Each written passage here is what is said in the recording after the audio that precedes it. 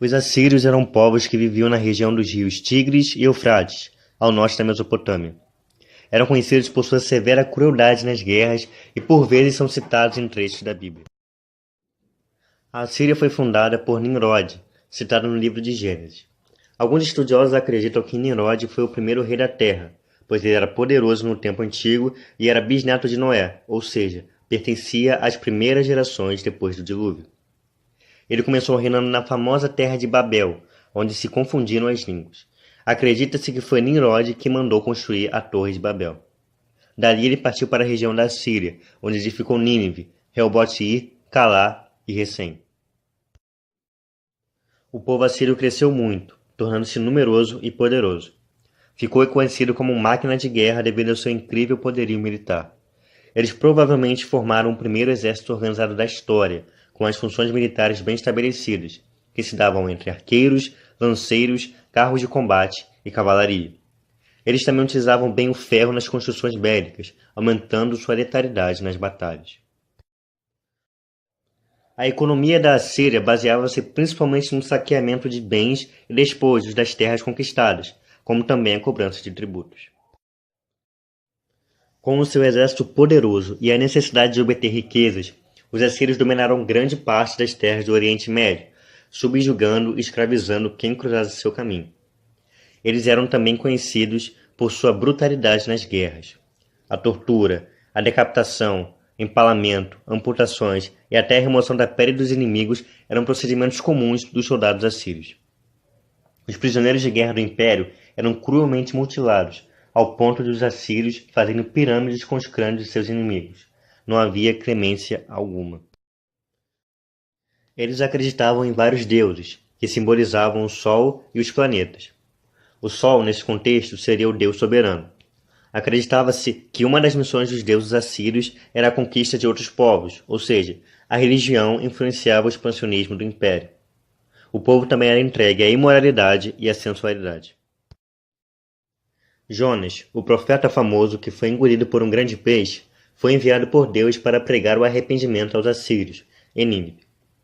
Quando o profeta é comissionado por Deus para declarar misericórdia aos ninivitas, imediatamente ele foge para o lugar mais longe que poderia ir, pois não suportava a ideia de compaixão de Deus a um povo tão violento. No final de tudo, Jonas prega o arrependimento e os assírios se arrependem, e Deus os perdoa. Porém, eles voltam a fazer as mesmas práticas novamente, piores do que antes. Foi no reinado de Sargão II que os assírios conquistaram Israel, deportando milhares de israelitas.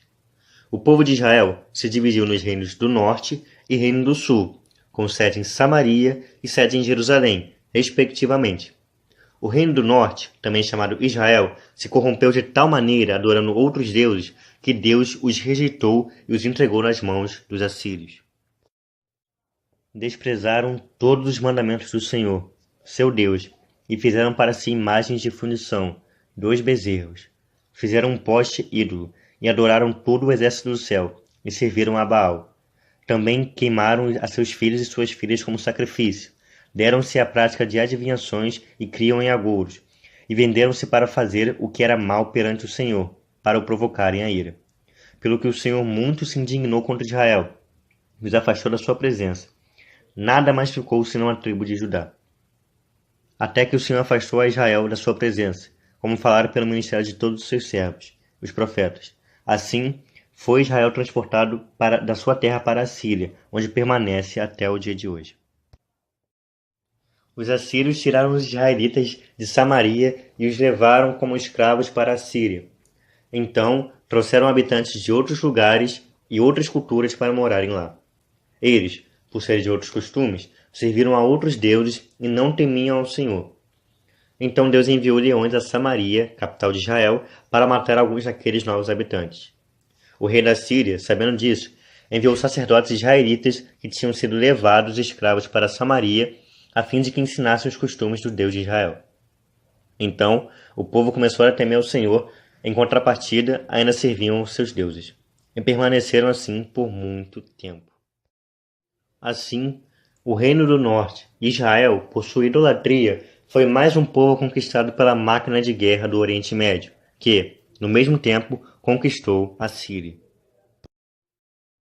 O sucessor de Sargão II, Senaqueribe, partiu em direção a Judá, reino do sul, para conquistar. Na época, quem reinava em Judá era Ezequias, um rei temente ao Deus de Abraão, de Isaque e de Jacó. Os assírios tomaram todas as cidades fortes de Judá, e Ezequias, desesperado, implorou ao rei da Síria que retirasse suas tropas, estando disposto a pagar tudo o que Senaqueribe quisesse. E foi isso que aconteceu. Ezequias pagou uma quantia milionária em ouro e prata tão alta que ele precisou retirar ouro do templo em Jerusalém. Porém, o rei da Assíria o enganou e enviou seu exército para Jerusalém.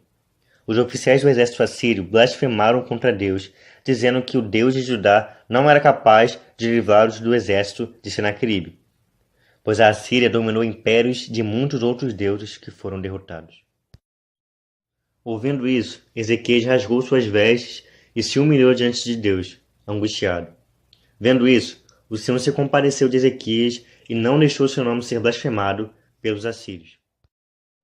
Um anjo desceu do céu e matou, na calada da noite, 185.000 assírios que estavam acampados em Jerusalém.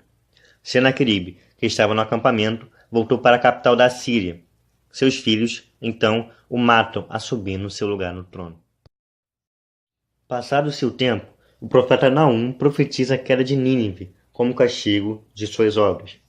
Em 609 a.C., a Babilônia conquista a Síria e estabelece seu governo no mundo. Os assírios existem ainda hoje apenas em pequenos grupos étnicos, encontrados em sua maioria na Síria e no Iraque.